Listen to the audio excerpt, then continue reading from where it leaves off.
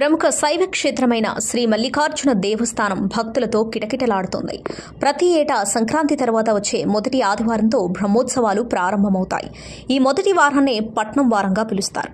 హైదరాబాద్, సికింద్రాబాద్ జంట నగరాల నుండి భారీగా భక్తులు చేరుకుని మొక్కులు చెల్లించుకుంటారు. రాష్ట్ర నలుమూలల నుండి భక్తులు తరలివస్తారు. కొమరవెల్లి మల్లన్న జాతర ఆదివారం షురూ కానుంది. తరలివచ్చే భక్తుల కోసం ఆలయ పరిసరాల్లో సర్వం సిద్ధం చేశారు ఆలయ అధికారులు. ఆలయాన్ని అందంగా ముస్తాబు చేశారు. విద్యుత్ దీపాలతో అలంకరించారు. భక్తుల కోసం రాజగోపురం పక్కన ప్రత్యేక క్యూ లైన్లు ఏర్పాటు చేశారు.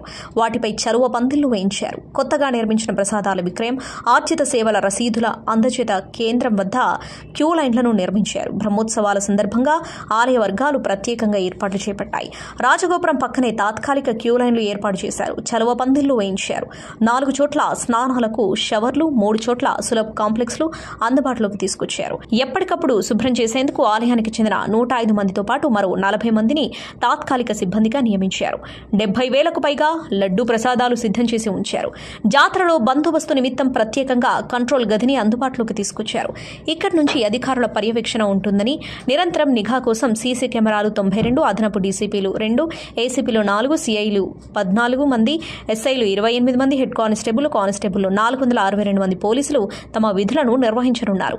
సోమవారం ఉదయం ఆలయం ఆవరణ వద్ద పట్నం అగ్నిగుండ నిర్వహించే తోటబావి సమీపంలోని కళ్యాణ వేదిక వద్ద ఏర్పాట్లు చేశారు.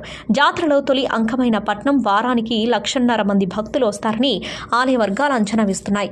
ట్రాఫిక్ నియంత్రణకు పోలీసులు ప్రత్యేక చర్యలు చేపట్టారు. వేడుకలకు వచ్చే భక్తులు ఇబ్బందులు పడకుండా అన్ని ఏర్పాట్లు పూర్తి చేశామని, రద్దీ కారణంగా చరవాణులు పనిచేయకపోవచ్చని భావించి వాకీటాకీలను ప్రధాన విభాగాలు బాధ్యులకు అధికారులకు ఇచ్చామని, వాటి ద్వారా ఎప్పటికప్పుడు సూచనలు చేస్తామని ఆలయ అధికారులు తెలిపారు.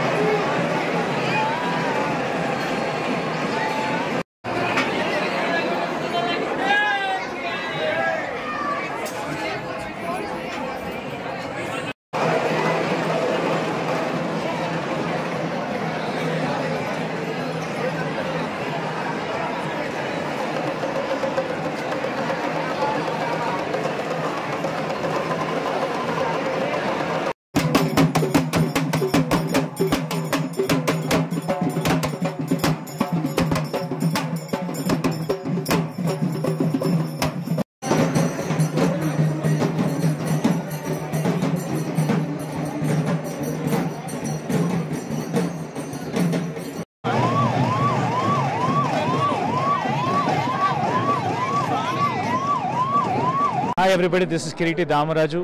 Like, share and subscribe to Saira TV. Oh, Saira!